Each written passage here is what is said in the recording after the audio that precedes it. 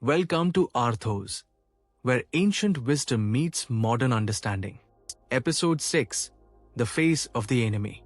They say you should be careful what you ask for, because you just might get it. Have you ever demanded the truth, only to realize you weren't actually ready to handle it? We often ask to see the reality of our relationships, our careers, or our own bad habits. But when the universe finally pulls back the curtain and shows us the brutal, unvarnished truth, our first instinct is usually to close our eyes. 5,000 years ago, the greatest warrior on earth boldly commanded God to take him into the center of the battlefield. He wanted to look his enemies in the eye. But when the chariot finally stopped, he didn't see an enemy army at all. He saw his own heart standing on the wrong side of the war. Welcome to the Bhagavad Gita. This is episode 6, The Face of the Enemy. We are moving deeper into the first chapter, Arjuna Vishad Yoga, the yoga of Arjuna's despair. As we unfold this epic verse by verse, we are exploring the ultimate battleground of the human mind.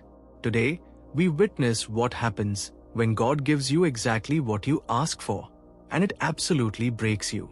Let's step into part 1 of today's story, the master of the senses. In the last episode, Arjuna confidently lowered his bow and commanded Lord Krishna to drive their magnificent chariot right into the middle of the two massive armies. Now, listen to how the universe responds in Shlok 24. Sanjay Uvacha. Evam ukto Hrishikesho Gudakeshena Bharat, Senaya Ubhayam Madhye Sthapayitva Rathottamam. The direct translation is, Sanjay said, O descendant of Bharat, having been addressed by Arjuna, Lord Krishna drew up the fine chariot in the midst of the armies of both parties. But look closely at the names sage Vyas uses here. He doesn't just say Krishna and Arjuna. He calls Arjuna Gudakesha, which means the conqueror of sleep or the conqueror of ignorance. Arjuna is highly alert, focused, and ready. And he calls Krishna Hrishikesha, which means the master of all senses. The master of the senses is now driving the chariot of the alert warrior. Krishna knows exactly what Arjuna's mind needs to see to face his ultimate test. So, he doesn't just park the chariot randomly. He parks it in a very specific, devastating spot. Now, let's dive into part 2, the ultimate test of the heart. The chariot comes to a halt. The dust settles. And Krishna speaks his very first line in the Bhagavad Gita. But it is not a long, philosophical sermon. It is a chillingly brief, direct command. Listen to Shlok 25. Bhishmdrona pramukhta sarvesham chammahi khitam, uvacha partha pashyatan samavetan kurun iti. Krishna simply points and says, O Partha, behold these Kurus assembled here.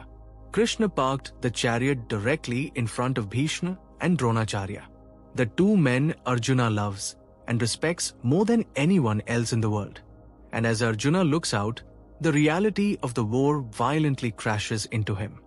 Listen to Shloks 26 and 27.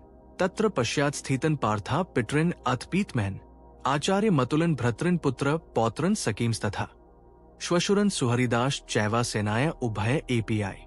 In simple language, there, Arjuna could see fathers, grandfathers, teachers, maternal uncles, brothers, sons, grandsons, friends, and also fathers-in-law and well-wishers, standing in both the armies.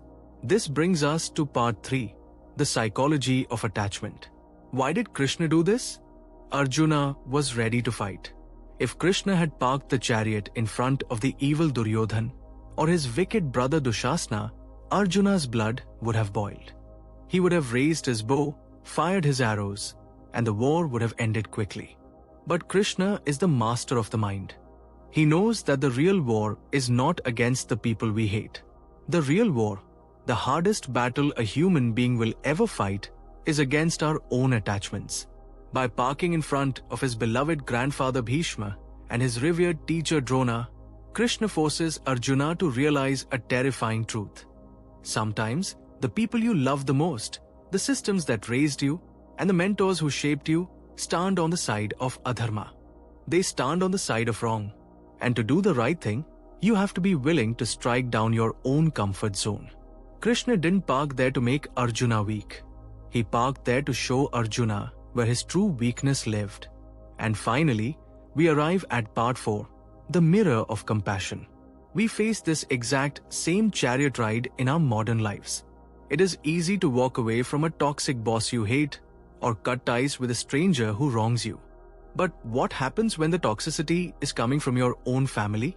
What happens when a business partner you deeply care about asks you to cross a moral line? What happens when you have to dismantle a career you spent 20 years building because it no longer aligns with your truth?